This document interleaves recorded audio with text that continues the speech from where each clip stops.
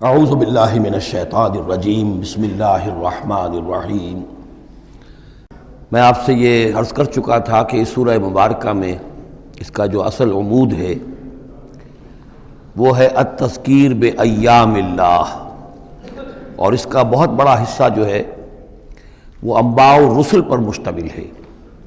اس اصطلاح کو میں چاہتا ہوں کہ آپ سمجھ لیں۔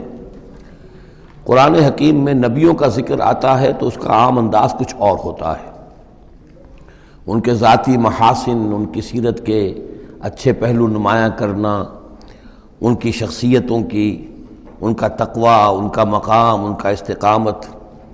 اور جب رسولوں کا ذکر ہوتا ہے تو خاص طور پر اس میں ہوتا ہے کہ جس قوم کی طرف بھیجے گئے اس نے پھر کیا رد عمل ظاہر کیا، اس کا نتیجہ کیا نکلا، قومیں ہلاک ہوئیں۔ تو پہلی قسم کی جو معاملہ ہے اسے ہم کہہ سکتے ہیں قصص النبیین، نبیوں کے حالات۔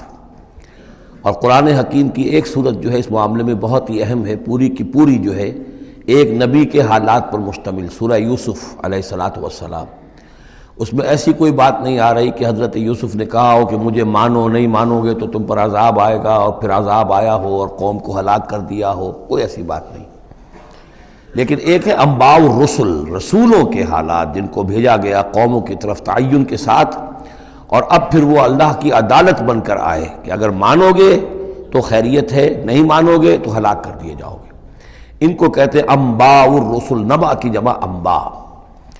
عام طور پر 6 رسولوں کے حالات قرآن مجید میں تکرار کے ساتھ آئے ہیں۔ اس کی وجہ یہ نہیں ہے کہ رسول صرف یہ 6 ہیں، بلکہ یہ 6 رسول وہ ہیں کہ جن سے اہل عرب واقف تھے۔ یہ تمام اسی جزیرہ نماء عرب کے اندر آئے ہیں۔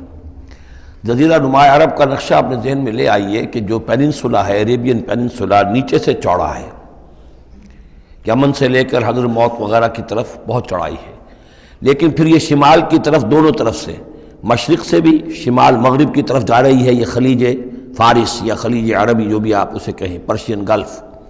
اور ادھر یہ جو جا رہا ہے ریڈ سی، یہ ریڈ سی جو ہے اوپر جا کر پھر 2 کھاڑیوں میں تقسیم ہو جاتا ہے، ایک خلیج سویس ہے اور ایک خلیج عقبہ ہے۔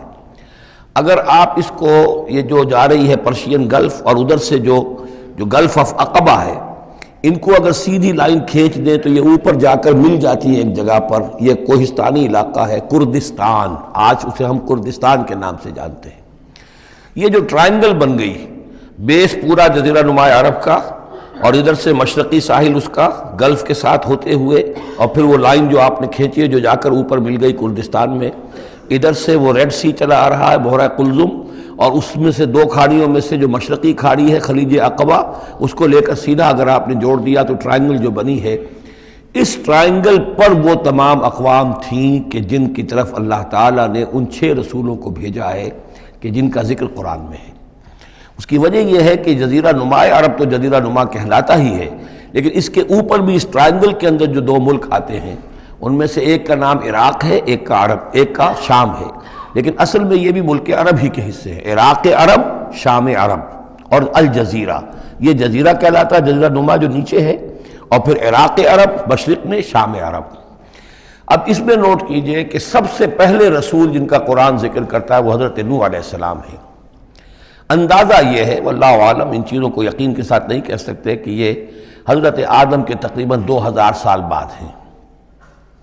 اور یہ جو ٹرائنگل کا ایپیکس ہے، اوپر کا قلعہ، یہاں یہ قوم آباد تھی جہاں حضرت نوح علیہ السلام بھیجے گئے۔ اس وقت تک نسل انسانی صرف یہی تھی، اور پوری دنیا میں کبھی نسل انسانی پھیلی نہیں تھی۔ اس علاقے میں حضرت نوح علیہ السلام کی قوم تھی، یا پوری نسل انسانی تھی، وہاں حضرت نوح علیہ السلام بھیجے گئے، وہیں وہ عذاب آیا۔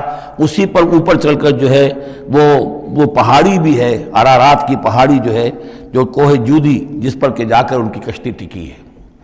جب پوری قوم ان کی ختم کر دی گئی، حضرت نوح علیہ السلام کی دعوت پر وہ ایمان نہیں لائے، اور پوری کی پوری قوم کو ہلاک کر دیا گیا، صرف چند لوگ بچے، تو اب ان کے 3 بیٹوں سے نسل انسانی چلی۔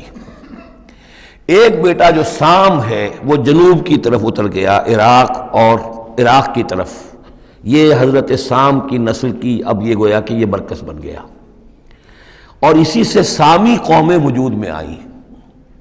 ان سامی قوموں ہی میں سے ایک قوم عاد ہے کہ جو جزیرہ نماء عرب کے بالکل جنوب میں چلا گیا، جو اس وقت بڑا سخت ریگستان ہے، بہت ہی یعنی انتہائی خوفناک قسم کا ریگستان.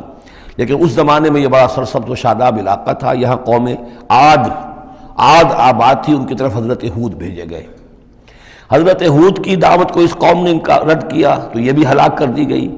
ان کے بچے کچے لوگ اور حضرت ہود جو ہے پھر وہاں سے نقل مکانی کر کے اس ٹرائنگل کا جو مغربی جو سائڈ ہے اس کے ساتھ ساتھ ہو کر سمود کا علاقہ جو ہے وہ جزیرہ نما عرب کا شمال مغربی گوشہ ہے، خلیج عقبہ سے نیچے اور مغربی ساحل کے ساتھ ساتھ یہ سمود کا علاقہ ہے.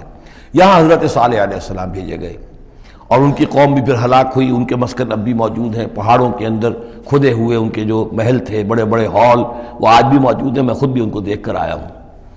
ان سے پھر اوپر ذرا چلے تو خلیج عقبہ کے داہنی طرف وہ قوم آباد تھی کہ جن کی طرف حضرت شعیب علیہ السلام کو بھیجا گیا ہے. یہ ہے وہ علاقہ ان کا کہ جن کو الی مدین اخاہم شعیب مدین کا علاقہ ہے. اس سے ذرا آگے چلتے ہیں تو ڈیڈ سی آ جاتا ہے، اور یہ ڈیڈ سی کے ساتھ وہ اس کے ساحل پر وہ شہر آباد تھے سدوم اور عمورہ کہ جہاں حضرت لوط علیہ السلام بھیجے گئے. تو گویا کہ یہ ساری اقوام جن کا ذکر ہو رہا ہے وہ اسی ٹرائنگل پر ہیں، سوائے ایک جو قوم فرعون ہے وہ ذرا اس ٹرائنگل سے ہٹ کر سرائی پیننسولا سے باہر نکل کر مغرب کی طرف وہ مصر میں بھیجے گئے ہیں حضرت موسیٰ علیہ السلام فرعون کے پاس.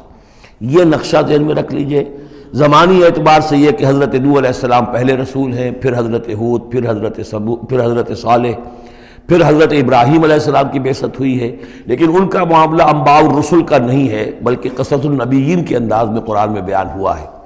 ان کے بھتیجے ہیں جو حضرت لوط علیہ السلام، ان کو بھیجا گیا ہے. یہ جو عبورہ اور صدوم کی بستیاں تھیں انہی کے ایک بیٹے تھے مدین جن کی اولاد میں حضرت شعیب کی بعثت ہوئی ہے. انہی کے بیٹے حضرت اسماعیل تھے جن کو آباد کیا ہے حجاز میں، اور حجاز میں حضور صلی اللہ علیہ وسلم کی بعثت ہوئی ہے. انہی کے بیٹے حضرت اسحاق تھے جن کو آباد کیا فلسطین میں. ان کے بیٹے حضرت یعقوب تھے جن سے بنی اسرائیل کی نسل چلی ہے. یہ سارا اپنا ذہن میں رکھیے. اب چلیے. صدق اللہ العظیم.